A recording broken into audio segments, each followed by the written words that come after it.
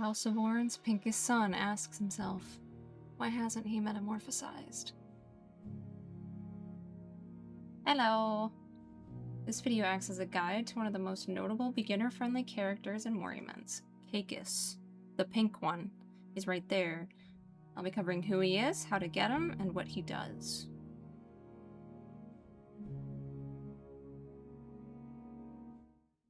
Alright, Caecus. This pink fish is a member of the A-Core realm and functions as both a sustain character via healing and shield.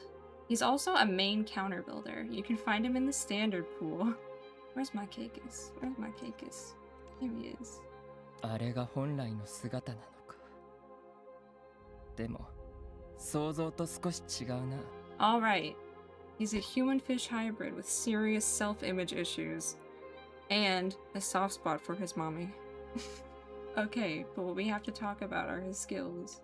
First, what's counter? When an enemy hits you, each instance of damage they deal to you will have an automatic aftertaste hit of your current turn's counter stack. The most prominent counter characters are Caecus, Nadala, and Wanda. Also Pandia, but I don't really recommend using Pandia. Alright, let's go over his skills, Rouse, and Exalt.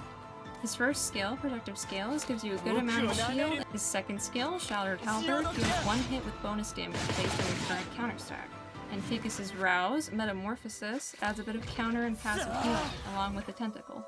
The first time one of Caecus' cards is played in a turn, heal some HP and add some more stacks of counter. And let's look over here.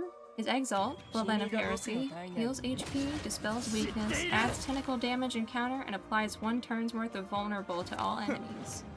When hit by an enemy for the rest of the turn this is used, 1 tentacle will counterattack back. This is a main feature of his Over Exalt. 1 tentacle will attack 5 times, obtaining a 25% counter to damage dealt. Yes. Let's get into his dupe passives. E1, Shattered Halberd grants more Alamus, scaling with the skills level.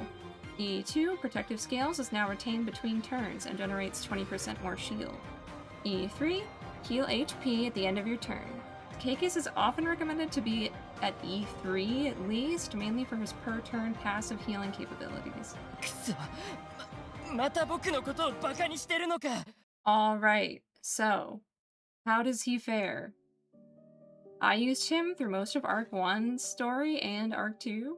So he does hold up if you invest in him, which doesn't really take a lot given he's from the standard pool. He's very recommendable, at least for people who are first starting the game. For wheels, I just use his signature because I'm lazy, but also the game recommends Adventurers pack. If you can find pretty much anything with sigils and your desired effects, then you're good. You're solid. He works with kind of anything, I won't lie. For Covenants, I use him with Steppenwolf sometimes if I want him to have more counter, because there's a counter bonus specifically for Steppenwolf. But in theory, you could also use Returnal Line, Paradox, or Cursed Rabbit, depending on what you really want. And overall, I rate this guy good. He's a good unit. I like him. But yeah, use Caecus.